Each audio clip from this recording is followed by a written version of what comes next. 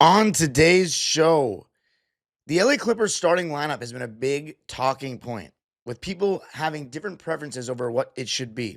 I'm going to be giving my preference and discussing all three possibilities on today's Locked On Clippers.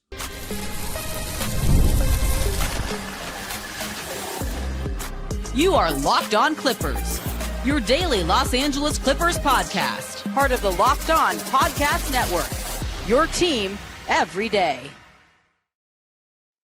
Yes, sir. You were locking in with the Clips. Thank you for making Locked On Clippers the first listen of your day. Your team every day. I'm your host, Darian Vaziri, born and raised in LA, home of the Los Angeles Clippers and Los Angeles Dodgers, who are up to winning the World Series. I've been a Clipper fan for 21 years, been covering the team on my own YouTube channel, Dime Dropper, for 6 and 4 right here on the Locked On Podcast Network. Your team every day. Make sure you subscribe and hit the notification bell to get us to 8,000 subscribers before the end of the month. And of course, you can listen wherever you get your podcasts. This episode is brought to you by Game Time. The best place to get great deals last minute on tickets. Just download the Game Time app, create an account, and use code LOCKEDONNBA for $20 off your first purchase. All right, Clipper Nation, we've got a game against the Golden State Warriors tonight, our fourth game of the season. Bradley Beal will be out again with the lower back soreness, so Bogdan Bogdanovic will likely start in his place. But on the topic of the starting lineup, there's been a lot of discussion about what it should be, with people giving their different preferences. So I'm going to be going through our current starting lineup, the option of having Collins start over Beal and then Collins over DJ, and exploring all three of those options. So let's begin with our current starting lineup. Now, that current starting lineup, when everybody's healthy, is James Harden, Ivica Zubac, Kawhi Leonard, Bradley Beal, and Derrick Jones Jr. And what we know about those five guys right now are that they've played 2 games together, just 2 games. So we don't have a huge sample size of data. But in the first game against the Utah Jazz, we came out and laid an egg. And I don't necessarily put it down to, oh, this combination of players just doesn't work. I put it down to, we just didn't come to play as a team. We were careless with the basketball. We weren't playing defense. We weren't rebounding. We just didn't have the energy and intensity of a serious team in that game. And it seems like, based on the way we responded in these last 2 games, that game was a little bit of a fluke. But I have to say one thing about the Utah Jazz. They beat the Phoenix Suns last night in overtime. Now, granted, the Phoenix Suns are not as good as us, as we found out on the home opener. But the Jazz are 2-1 right now, with their only loss, of course, coming on the road.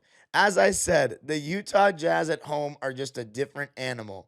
They only lost by 1 point, by the way, to the Sacramento Kings in Sacramento, so they easily could be 3-0. So maybe my prediction of them being the worst team in the West won't come true, but I also think it's very early in the season. If I had to bet money right now, I would still say that the Utah Jazz are going to be the worst team in the Western Conference. However, that first game was just a wash. You can throw it in the trash, in my opinion. Now, right now, what we have is 30 minutes of a sample size of the starting lineup that we currently have, with Harden, Kawhi, Beal, Zoo, and Derrick. And of course, in the Phoenix game, they did not start out well either. You know, we came out and we didn't know what defensive coverages we were in. Phoenix was getting a lot of open threes. We weren't playing well, period. I also think in the first 2 games, we didn't really make a concerted effort to get the ball to Kawhi early, which I don't know if that's a coaching staff thing or a James Harden running the show thing or Kawhi just not commanding the ball thing. But we saw that kind of rectified in the last game against Portland, where Kawhi came out uber aggressive, and it was really good and beneficial for our team, in my opinion. Now, here are the numbers, though. And again, do not take this sample size to the bank, because a 2-game sample size is insane to draw conclusions from. I would say the eye test is better at this point, for sure. However, the eye test only is a 2-game sample size as well, so it doesn't really matter. But right now, that lineup has played 30 minutes, and they have a minus 25 net rating. So again, for all the people that are saying the current starting lineup doesn't work, we also have to acknowledge that we haven't had a fully healthy Bradley Beal. We've had a Bradley Beal that's been on a 20-minute restriction. So we can't take that to the bank. We need a much larger sample size to make a, you know, to make a claim that the starting lineup needs to be changed. But minus 25 is crazy. And what sticks out for me is the 140.7 defensive rating. That means we're allowing 140 points per 100 possessions with that lineup. So the whole point of having Derrick Jones Jr. start over John Collins was to have a point of attack defender. But in these first two games, it hasn't turned out so well. It feels like we're still getting crushed. But that felt more like effort and scheme as opposed to Derrick Jones Jr. not playing defense. But the argument with the current starting lineup is you have your three. I mean, the obvious guys that are going to start no matter what in all these scenarios are going to be Zoo, Kawhi, and James, our big three. So then it comes down to those final two spots, essentially. Bradley Beal and Derrick Jones Jr. are the guys in this lineup. And you get your point of attack guy. But I guess in Ty's case and the coaching staff's case, and I'm assuming this is more of a Ty thing because he's more of an offense mind from what we've learned about him in these 6 years. He wants Bradley Beal to replace Norman Powell. He feels like it's most likely going to be a fairly stagnant offense when it's just James Harden and Kawhi Leonard because neither of them really move too much without the ball, Zubac included. And having Bradley Beal gives us an element of motion of a guy that can move off the ball, come off screens, and give us an element that causes the defense to be occupied off ball when Kawhi Leonard or James Harden have the ball, and also just makes whoever is guarding Bradley Beal have to communicate through some off-ball screens and whatnot. So I think his whole philosophy there is having another dynamic scorer to replace Norman Powell and then having a point of attack defender. The weakness, though, is not having John Collins in that starting lineup, who we paid or who we're paying $26 million a year, and who we brought to make Kawhi Leonard's life easier to not guard fours. So the pros of the lineup is you have plenty of scoring and shot creation. 4 out of your 5 guys can get their own shot. Whether it be James Harden, Kawhi Leonard, Bradley Beal, or dumping it down to Zoo in the post, you have 4 guys that can get their own bucket. And you have a point of attack guy. But you're small. Your second tallest guy is Kawhi Leonard at 6'7". And we saw against Lauri Markkanen, he struggled with that. We saw against Aaron Gordon, he struggled with that. We got John Collins to be another big body next to Ivica Zubac that can help protect the rim when he gets pulled out, that can help get offensive rebounds, that can help get defensive rebounds. And that's something that I haven't liked either, is so far this season, our rebounding hasn't been good either. So the cons are no John Collins, we're small, and that's about it, right? No John Collins, we're small. We defeat the purpose of bringing in a 4 next to Kawhi. The pros are we have a point of attack defender in DJ, and we have a lot of scoring. So let me know what you think of the current starting lineup. For me personally, I'm not a huge fan of it because I just like John Collins being in the lineup. I think we need John Collins more next to these guys than we need Bradley Beal. I don't think that with James Harden, Kawhi Leonard, and Ivica Zubac and John Collins, we're going to struggle to get good shots. Honestly, you could put me and some Joe Schmo out there, and I still think with James Harden, Ivica Zubac, and Kawhi Leonard, we won't struggle to get good shots. We'll still get clean looks every single time because of those 3 guys. But that's the lens is to have a surplus of offense with Bradley Beal. For me, I'm not a huge fan of the lineup, and I said that before the season started. But we made the promise to Bradley Beal to start him, as from what I know, upon signing with this team. So that's where it gets a little fishy. But coming up, going to be talking about the Collins over Beal possibility in that starting lineup. What different look does that give us? Going to be talking about that coming up. I got to tell you a little something about FanDuel. The NBA is back, and there's no better place to get in on the action than FanDuel, the official sports betting partner of the NBA. Even if you missed the start of the game or want to ride the hot hand, FanDuel has live bets on everything from who will score next to fourth quarter comebacks. Plus, you can even combine your live bets into a same-game parlay for a shot at a bigger payout. It keeps every game exciting, especially when your team's making that late push. And right now on FanDuel's NBA odds, For tonight's game against the Golden State Warriors, we are -2 actually. So we'll take that. And as far as the NBA Finals odds, the Clippers, for whatever reason, have dropped below 6-7 now. I don't know why, given the Lakers are extremely injured, their odds stayed the same and we went down. I don't know what Vegas is seeing, but hey, lower odds for us to win the championship, that means you might get a bigger payout. Right now, FanDuel's giving new customers $300 in bonus bets when your first $5 bet wins.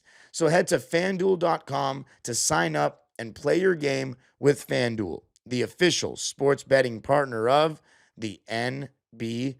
I got to tell you a little something about Game Time. Basketball season is officially here, and nothing beats being in the arena for those opening games. But let's be real, getting tickets can be a total headache. Between waiting in lines, surprise fees, and prices that jump right before checkout, it's easy to get frustrated when all you want to do is cheer on your team. That's where Game Time comes in, the app that gives fans the advantage. It's your ultimate life hack for scoring amazing NBA tickets fast, easy, and stress-free. I used Game Time for the NLCS Game 1 against the Mets last year for the Dodgers, and I used it for opening night against the Suns last year at Intuit. Take the guesswork out of buying NBA tickets with Game Time. Download the Game Time app, create an account, and use code LOCKEDONNBA for $20 off your first purchase. Terms apply. That's code LOCKEDONNBA for $20 off. Swipe, tap, ticket, go.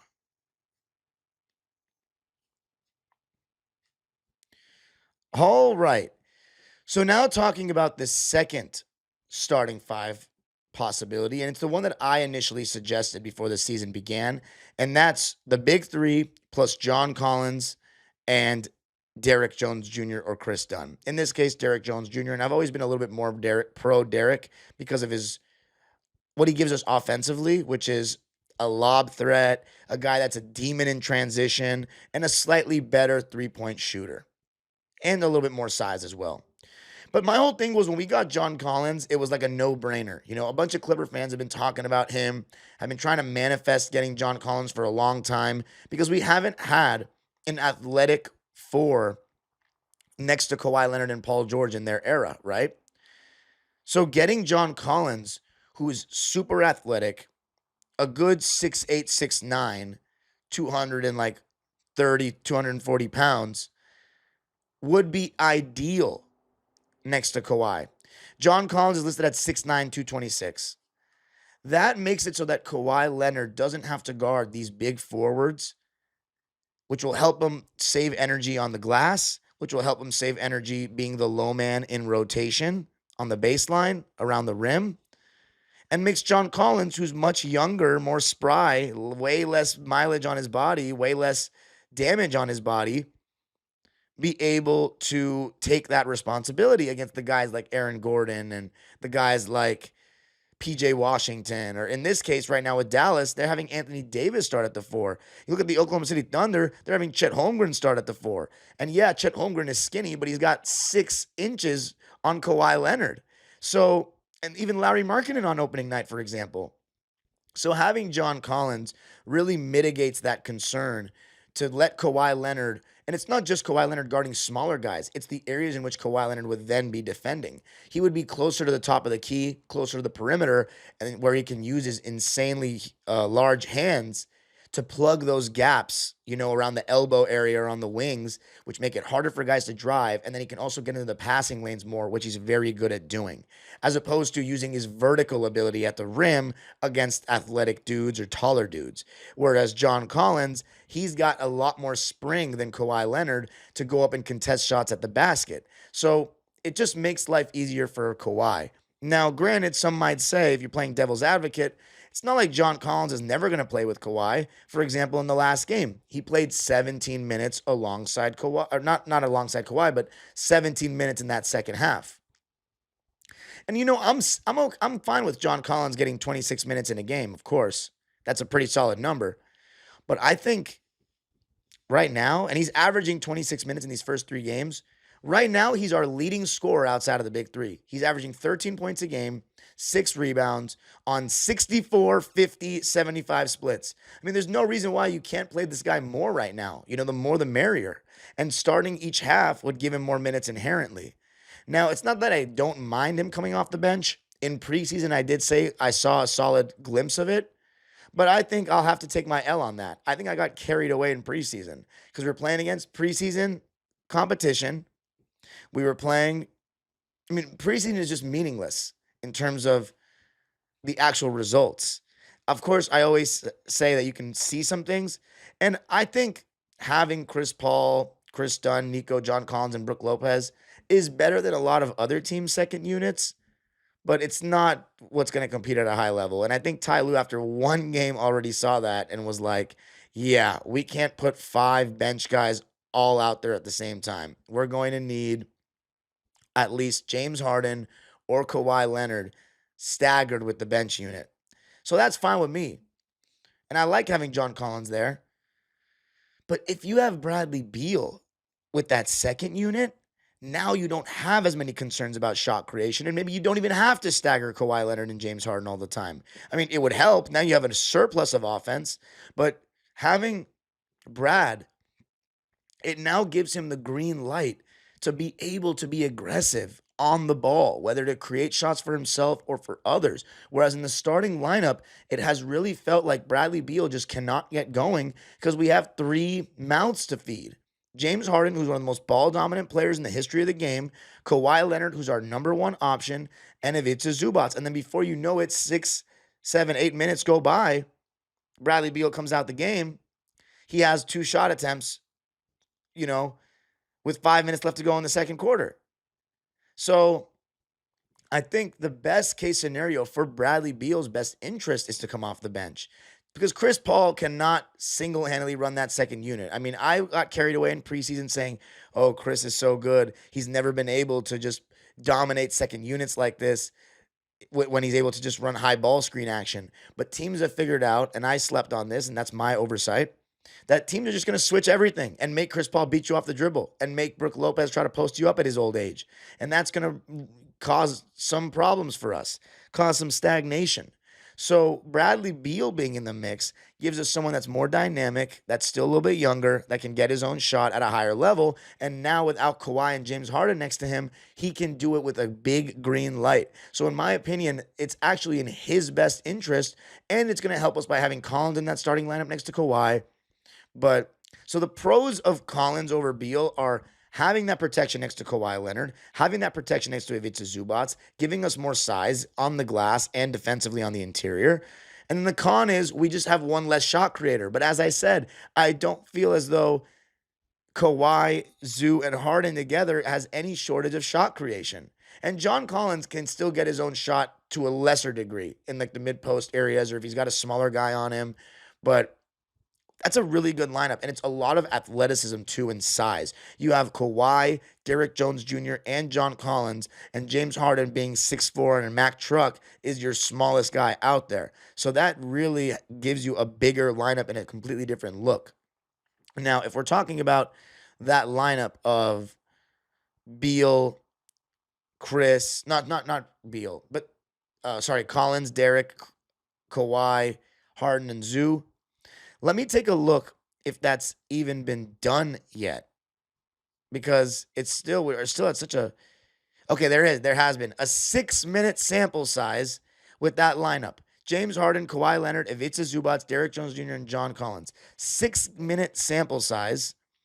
And right now it's a plus 42 net rating. But again, very small sample size. But if you wanted to agenda push, the proof is in the pudding. So I just think over time the data will make itself more clear. But it just feels like the most basketball sense to have John Collins over Beal. However, you have to remember the NBA is a politics league. It's about personal relationships. And if we promise that Bradley Beal is going to start before when he signed, then we kind of dug ourselves a hole there, which I said was very Russell Westbrook reminiscent.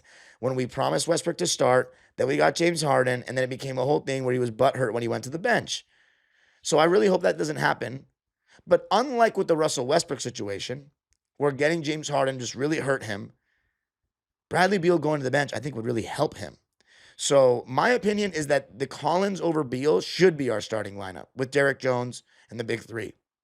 But the roadblock is that Beal has been promised a starting spot. Now, here's another concern I have. When Beal's injured in games like last game and tonight, why don't we just have Collins in there? They have Bogey instead because I guess they don't want to mess up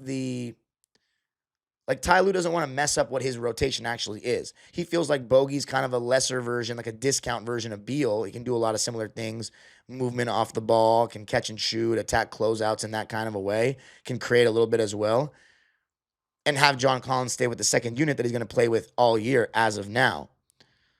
So I don't think he wants to rock the boat too much. And then we become smaller in the second unit if we do that. Because if we have Bogey, then we have a 3-guard lineup in the second unit with Bogey, Chris Dunn, and Chris Paul. And maybe you're afraid of can Bogey and Chris Paul defend in the same lineup together. But with Chris Dunn, Nico, and Brook Lopez, it shouldn't be too bad. It also gives Chris Paul actually another shot creator. So John Collins, for example, I think Bogdan Bogdanovic, in terms of pick and roll shot creation and self creation, might be just as good. Well, in terms of pick and roll, he's a pick and roll ball handler and John Collins is not. But in terms of like self creation, I'd say they're about equal. I might even give Bogey the edge on that. So it might give us more shot creation wise having Bogey in that second unit. So let me know what you think of that. Do you disagree with the idea of Bogey coming off the bench? Of Bogey starting when Beal's out instead of Collins? Because we know why it's being done. It's because Ty Lue doesn't want to rock the boat too much. He wants to just have a like-for-like kind of swap. But coming up, going to be talking about the last possibility and the most likely one if John Collins does enter the starting lineup, starting over DJ. Going to be talking about that coming up. I got to tell you a little something about rippling. If you're a business owner, here's the truth. SaaS promised to make work easier, but now the average company is buried by hundreds of apps that slow down your teams and simply don't work together. That's not SaaS. That's sad. Software as a disservice. That's why you need Rippling. Rippling is the unified platform for global HR, payroll, IT, and finance, all in one place. They've helped millions of businesses replace a mess of disconnected tools with one system designed to give leaders clarity, speed, and control. Everything from onboarding to payroll to IT access runs automatically and perfectly in sync. And right now you can get 6 months free when you go to rippling.com/lockedonnba. Learn more at rippling.com/lockedonnba. That's rippling.com/lockedonnba for 6 months free. I got to tell you a little something about Monarch. Let's be honest, most of us can't even name all our financial accounts, let alone what they're worth. Between 401ks, savings, and investments, it's easy to lose track, and that can mean leaving money on the table. That's why I started using Monarch, an all-in-one personal finance tool that brings your entire financial life together in one clean, easy-to-use interface on your laptop or your phone. The thing about Monarch is it really helped me organize my finances after my house burned down, and I had so many different things I was paying for that I had no idea I was, and I was getting charged extra every single month. Now it's a lot easier. It's simpler. I know exactly what I'm paying for and what I'm not. It's been really beneficial for me. Don't let financial opportunities slip through the cracks. Use code LOCKEDONNBA at monarch.com for 50% off your first year. That's monarch.com, code LOCKEDONNBA for half off your first year. All right. So the final possibility of our starting lineup, in my opinion, is John Collins over DJ. Now, what that does is it gives us more size. Again, a low man to protect the rim if Ivica Zubac gets pulled out of there. Offensive rebounding. But the weakness is Bradley Beal or Kawhi Leonard will have to guard point of attack.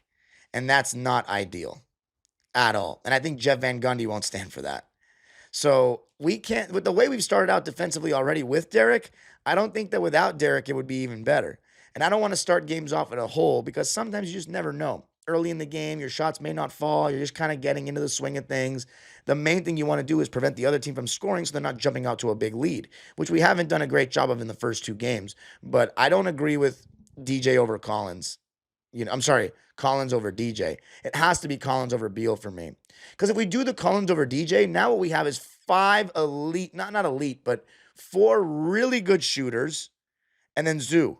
So it's the best offensive possibility. And I had a couple people when they were talking about, well, we thought this was going to be the starting lineup. Collins, the big 3, and Beal. And we talked about it. I was the one that was saying, and you remember if you're listening to my pods in the summer, we're not going to have a point of attack defender. It was so crucial to why we ended up being the 3rd best defensive rating in the league last season. And people were saying it's not a big deal. Our offense was the reason we lost to Denver. We need more offense. John Collins will give us that. So it's really going all in on offense. But I don't think with Jeff Van Gundy on our coaching staff that's going to happen. I think if we didn't have Jeff Van Gundy, it's very likely that it would be John Collins. But I think one of the most important things of modern team building is point of attack defense, to guard the best player on the other team in pick and rolls and not let them just torch you. And that's where Derrick Jones Jr. and Chris Dunn thrive and made the Clippers so much better last season. Let's see if we have any sort of sample size with that lineup of the big 3, Collins and Beal. We might not. Let me take a look at it, though. But yeah, that's the thing. You really, really need that point of attack defender, in my opinion. And if you remove Derrick Jones Jr., you're not going to have that. So I'm looking right now. It doesn't look like we've played that lineup even once so far this season. We've played James, Beal, Zubac, Derrick, and Collins, but we would need Kawhi instead in that lineup. So it doesn't look like it. No, we haven't played it. Actually, no, wait, there's one more page on this. Yeah, no, we haven't played that lineup yet. So we don't even know. We don't have a sample size of data to see what the lineup of the big 3 plus Collins and Beal would even do.